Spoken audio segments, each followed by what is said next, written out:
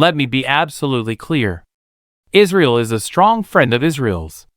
It will be a strong friend of Israel's under a McCain administration. It will be a strong friend of Israel's under an Obama administration. So that policy is not going to change. I want to be very clear.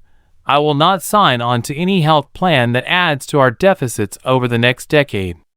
If everybody that voted in 2008 shows up in 2010, we will win this election.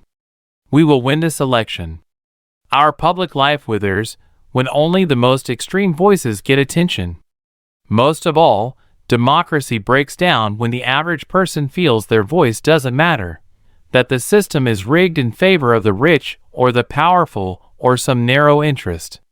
You have young men of color in many communities who are more likely to end up in jail or in the criminal justice system than they are in a good job or in college.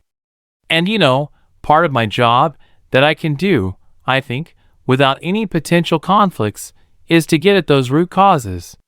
The Bush administration's failure to be consistently involved in helping Israel achieve peace with the Palestinians has been both wrong for our friendship with Israel, as well as badly damaging to our standing in the Arab world. We are not at war against Islam. Surveys show our standing around the world is higher than when I was elected to this office, and when it comes to every important international issue, people of the world do not look to Beijing or Moscow to lead, they call us. Community colleges play an important role in helping people transition between careers by providing the retooling they need to take on a new career. After a century of trying, we declared that healthcare in America is not a privilege for a few, it is a right for everybody. After decades of talk, we finally began to wean ourselves off foreign oil. We doubled our production of clean energy. We brought more of our troops home to their families, and we delivered justice to Osama bin Laden. But what we can do, as flawed as we are, is still see God in other people, and do our best to help them find their own grace. That's what I strive to do. That's what I pray to do every day. Barack Obama.